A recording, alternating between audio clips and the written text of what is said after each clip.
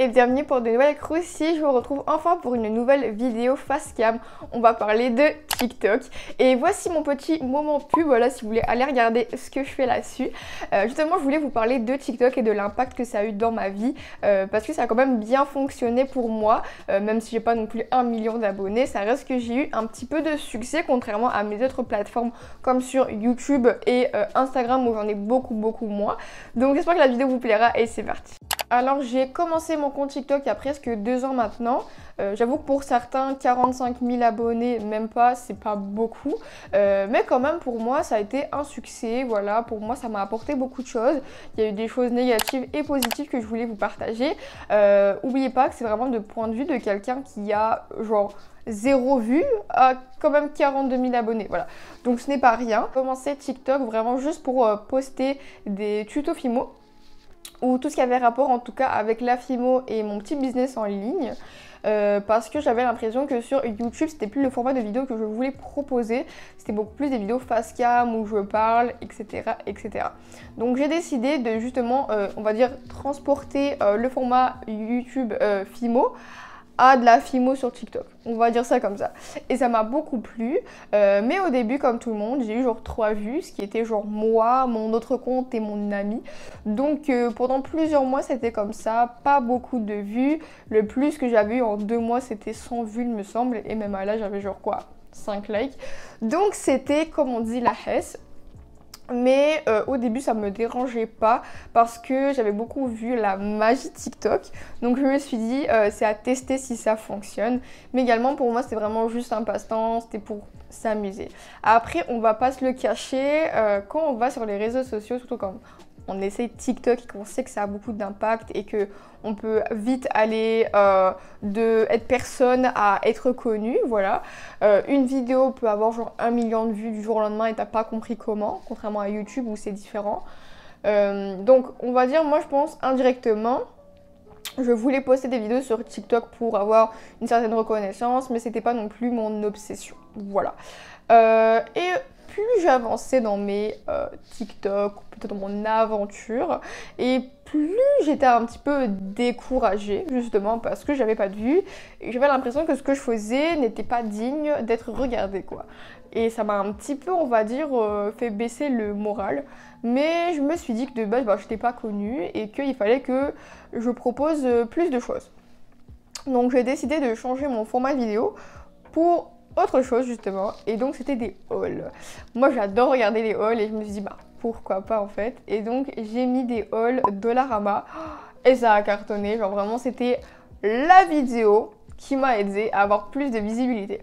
Mais j'ai quand même, on va dire, mal visé mon audience, parce que des personnes qui regardent des hauls Dollarama vont pas s'intéresser à de la Fimo et au small business, mais plutôt à des produits Dollarama. Donc oui, ça m'a aidé parce qu'il y a eu quand même plus d'abonnés, de vues, etc. Mais c'était pas des abonnés qui allaient rester actifs, quoi. C'était plus des personnes qui cherchaient des vidéos Dollarama. Mais c'était pas le but de mon TikTok, voilà. J'étais pas en partenariat avec cette compagnie, donc ça n'a pas tourné autour d'eux. Donc j'étais contente, mais également je me suis dit qu'il fallait peut-être que je revoie tout ça. Donc bien sûr j'ai continué à poster des petits hauls de l'eau parce que moi j'adore faire ça, sans oublier qu'il y avait d'autres choses que je devais faire. Donc j'ai commencé à regarder beaucoup de vidéos là-dessus et j'ai décidé à chaque fois de donner genre mes conseils de small business et tout, de petites entreprises. Pas grand chose. Et comme ça, un jour j'avais trouvé un son en anglais que plusieurs personnes peuvent utiliser, voilà. Et en fait je l'ai utilisé pour un tuto Fimo pour l'Halloween. Et je l'ai posté et il n'y a pas eu grand visibilité. Et après 2 semaines, il a commencé à fonctionner.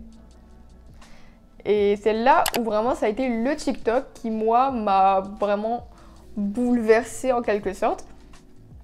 Et j'avais pas compris ce qui se passait. Mais j'étais très contente, j'étais genre ouh, les likes, les vues, et tu vois ça grandit, t'es genre quoi. Et un petit peu tu bugs, parce que t'es genre autant de chiffres sur mon profil, d'accord. Et au fur et à mesure ça perd un petit peu sa signification, les vues, c'est triste à dire, mais genre je pense que sur les réseaux on se perd, on oublie que des vues c'est une personne et pas un chiffre. Bref, j'ai quand même eu genre 380 000 vues sur le TikTok. Vous passez de quelqu'un qui a eu 3 vues au début. Et ça a été le TikTok à date qui a le plus de likes, qui est 83 000 likes il me semble. Quand même. Mais j'ai quand même reçu beaucoup de hate, bien sûr. Le succès vient toujours avec un petit peu de noirceur, on va dire ça comme ça. Et il y a eu beaucoup de gens qui m'ont dit ouais, pourquoi tu utilises des audios comme ça en anglais? Ouais, pourquoi tu utilises ça? Tu veux nous faire culpabiliser? Parce qu'en fait le son c'était ça en mode de, ouais s'il vous plaît aidez les petits créateurs. Les gens pas trop aimé. Il y a eu beaucoup de gens aussi qui parlaient anglais, donc ils s'intéressaient pas trop aux autres contenus que je faisais en français, ce que je pouvais comprendre. Donc on va dire que vu que mon TikTok était bilingue, bah, les gens sont un petit peu perdus en mode genre hein? Et ça faisait un petit peu fuir les gens. Mais en même temps, vu que mes autres TikTok filmos, c'est souvent juste un tuto sans moi qui parle avec une musique, bah, les gens peuvent comprendre. Donc on va dire que j'avais un pour et un contre. Ça m'a beaucoup aidé de mettre l'audio en anglais parce que c'est international et c'est sûrement ça qui m'a aidé à avoir de la visibilité. Et donc en fait je commençais à me chercher sur le format de vidéo que j'aimais faire, etc. Ce qui plaisait également d'avoir des petites astuces à droite et à gauche. Mais ce qui fait que je commençais à beaucoup me perdre avec les vues et les likes qui m'avaient l'air si faciles une fois que j'avais réussi à les obtenir. Et donc je me mettais beaucoup en second plan. Mon avis n'avait plus vraiment d'importance, même si je commençais vraiment à me trouver. Hein, j'avais l'impression que c'était pas ce que je voulais forcément montrer sur TikTok.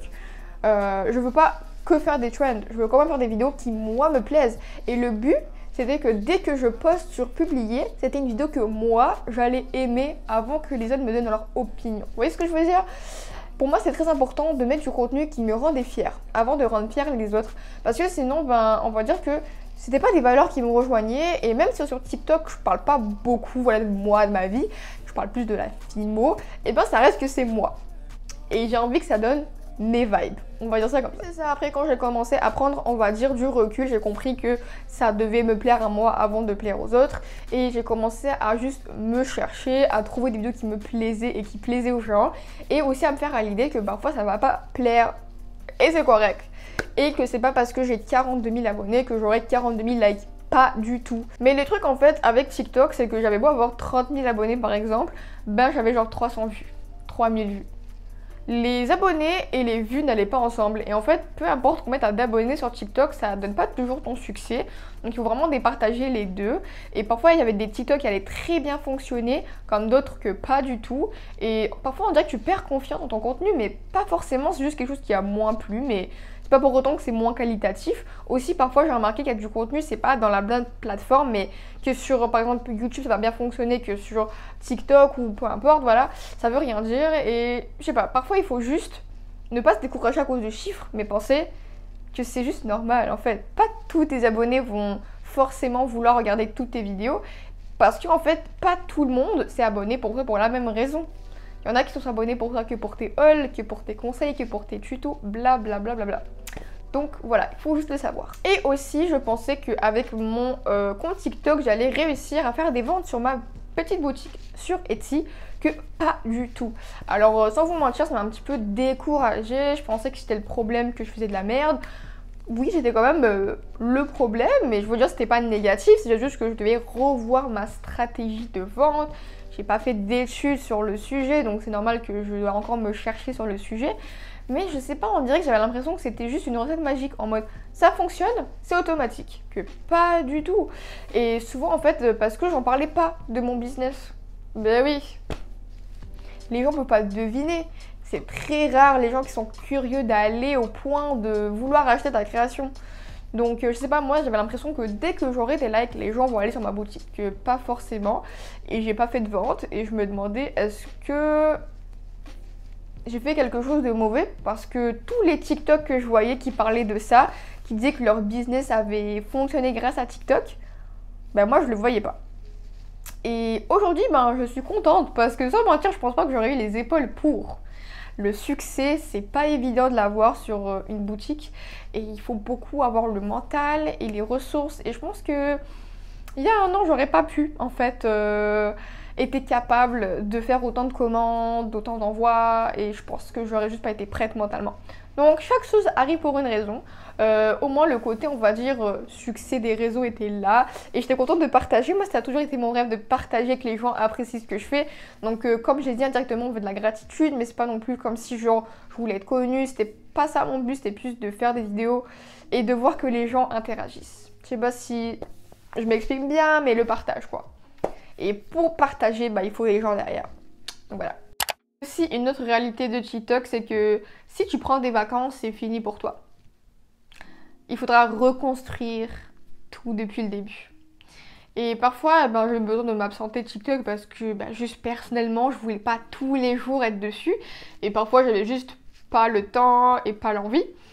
Et je pouvais partir genre pas 4 jours et perdre la moitié de mes interactions. Sachant que de base, comme je vous dis, de par exemple 42 000 aujourd'hui, c'est pas tous ces abonnés-là qui réagissent. Donc déjà là, c'est souvent le 10% qui vont vraiment te suivre. Et de ce 10%-là, ils vont en perdre beaucoup, beaucoup. Et c'est juste normal, et il faut l'accepter. Mais n'oubliez pas que votre santé mentale passe avant les chiffres et les likes. Ça, c'est un truc que je pense on a beaucoup de mal à comprendre, et moi la première. Et c'est pas parce qu'on veut être connu, mais c'est parce qu'on veut de l'interaction, on veut que ça plaît, que ça fonctionne. Et c'est normal, je pense que c'est juste humain. Voilà. Et le côté des marques, alors j'ai eu quelques marques qui m'ont contacté sur email. Voilà, mais souvent c'était des spams et souvent c'était pas des produits qui moi me convenaient et souvent ça avait l'air fake, genre du AliExpress, non merci. Moi dans l'histoire, qu'est-ce que ça m'a apporté? Alors beaucoup de bienveillance, de voir que les gens aimaient ce que je fais, ça m'a beaucoup aidé à aussi avoir confiance en moi, à créer plus de vidéos, à juste tout simplement savoir que ça pouvait plaire. C'est quand même la première fois que ça m'arrivait d'avoir de la fame grâce à mon contenu sur les réseaux sociaux. J'ai commencé YouTube à 11 ans et ça n'a pas fonctionné, donc parfois tu peux un petit peu douter de ton contenu, mais en même temps quand j'ai réfléchi sur YouTube, je comprends tout à fait pourquoi ça n'a pas fonctionné, hein. Je viens de loin, les vidéos que je faisais avant n'étaient pas potables, là ça commence, mais encore je suis loin de mériter beaucoup d'abonnés, mais ça arrive petit à petit.